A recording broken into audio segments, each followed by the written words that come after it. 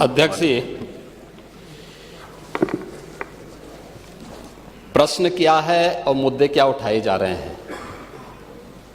मुझे लगता है कि माननीय सदस्य को पूरा अध्ययन करके आना चाहिए, सदन की गरिमा का ध्यान भी रखना चाहिए। लेकिन मुझे इसलिए भी खड़ा होना पड़ा है क्योंकि नेता विरोधी पक्ष ने सदन की कार्रवाई प्रारंभ होते ही इस मुद्दे को उठाया और आपने भी उसको छेड़ा है। लेकिन मैं आपके छेड़ने की स्थिति को उससे आपकी इस मजबूरी को जान सकता हूं, जिसके बारे में एक छोटी सी कहावत है कि चोर की दाढ़ी में तिनका।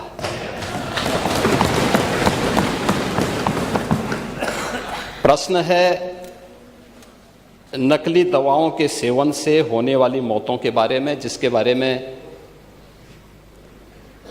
उनको उत्तर दिया गया है कि इस प्रकार के कोई भी प्रकरण अभी तक उत्तर प्रदेश सरकार के संज्ञान में नहीं है।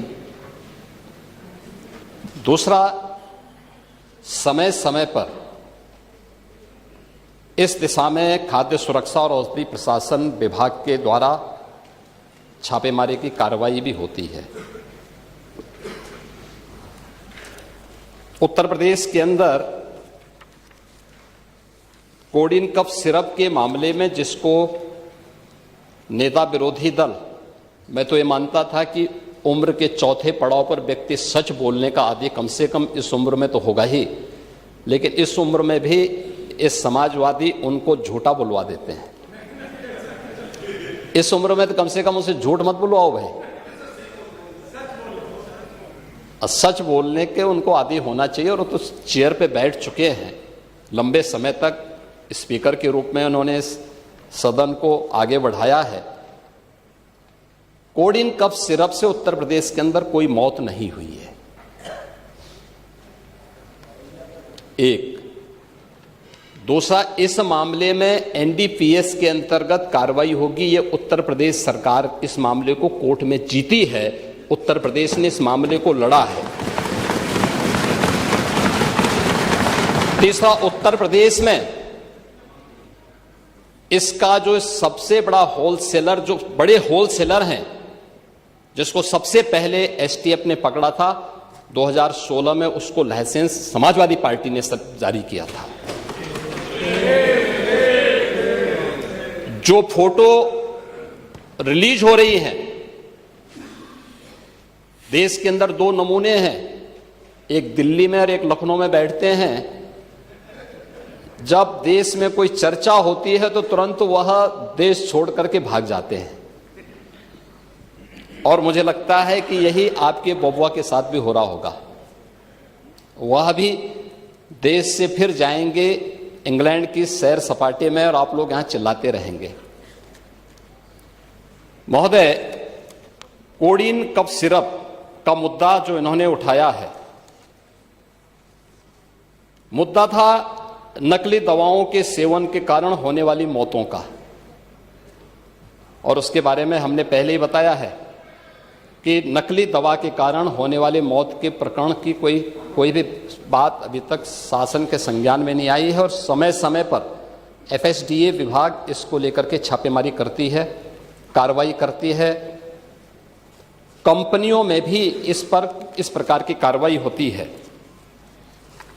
यूपी के अंदर कोडिन कफ सिरप, इसके केवल स्टॉकिस्ट हैं, होलसेलर है। इसका यहां पे प्रोडक्शन नहीं होता है। ये मध्य प्रदेश में, हिमाचल में और अन्य राज्यों में होता है। और जो मौत के प्रकरण सामने आए हैं, वे मौत के प्रकरण अन्य राज्यों में आए हैं। जिन राज्यों में आए हैं, वह जो भी प्रकरण सामने आए हैं, यह तमिलनाडु में बने हुए एक सिरप के कारणों सामने आई है। ये पूरा प्रकरण इलीगल, यानी इसमें एडिटेशन का भी नहीं है, यह इलीगल डाइवर्जन का है। इस डाइवर्जन के माध्यम से इन होलसेलर ने, जिसमें सहारनपुर का भी है, गाजियाबाद का भी है, वाराणसी का भी है, लखनऊ का भी है और कानपुर का भी है, इन लोगों ने इसको उन देशों में पहुंचाया है, उन राज्यों में पहुंचाया है जहां मद्य निषेध है, लेकिन वहां पे नशे के आदी लोगों को इसको लेने की एक आदत सी है, तो वहां पर उसका दुरुपयोग किया गया है, जबकि बिना चिकित्सीय परामर्श के इसका सेवन नहीं हो सकता, खासतौर पर बच्चों के लिए। एडल्ट भी चिकित्सीय परामर्श से ही इसका सेवन करता है। कौन ऐसा व्यक्ति है जिसने कफ सिरप नहीं लिया? खांसी होती है, हर व्यक्ति लेता है, लेकिन चिकित्सीय परामर्श से उसमें लिखा जाता है। क्योंकि पढ़ाई लिखाई से आप लोगों का कोई वास्ता है नहीं, इसलिए आप लोग हमेशा इस प्रकार की बातें करते हैं। अब बात पहले अब सुन लीजिए ना, आपने पूरी बात बोली तो हम लोगों ने आपकी बात सुनी, आप लोग चिल्लाते रहे तब भी हम आपकी बात सुनते रहे। अब कम से कम हमारी बात तो सुन लें। ये कार्रवाई सरकार ने की है और सरकार ने इसके लिए 79 अभियोग अब तक दर्ज किए हैं। इसमें 225 अभियुक्तों को इसमें नामजद किया है। 78 अभियुक्त अब तक गिरफ्तार हुए हैं। 134 फर्म पर एक छापेमारी की कार्रवाई हुई है और इसमें अब तक जिन क्षेत्रों में ये आई हुई अलग अलग राज्यों से जुड़े हुए यह सभी केंद्र हैं और मुझे लगता है अगर आप इसकी गहराई में जाएंगे तो घूम फिर करके वही मामला है कि वो कहीं ना कहीं कोई ना कोई समाजवादी पार्टी से जुड़ा हुआ नेता या उनसे जुड़ा हुआ कोई ना कोई व्यक्ति उसकी चपेट में आता है। और इलीगल ट्रांजैक्शन भी जो हुआ है वह भी आपकी लोहिया बहाने के एक पदाधिकारी के अकाउंट के माध्यम से हुआ है। एसटीएफ इसकी जांच कर रही है।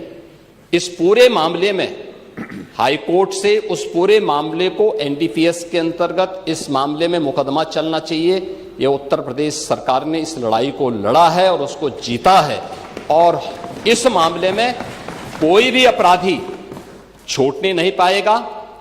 और चिंता मत करिए, समय आने पर बुलडोजर एक्शन भी उसकी तैयारी भी रहेगी। उस समय चिल्लाना मत करो।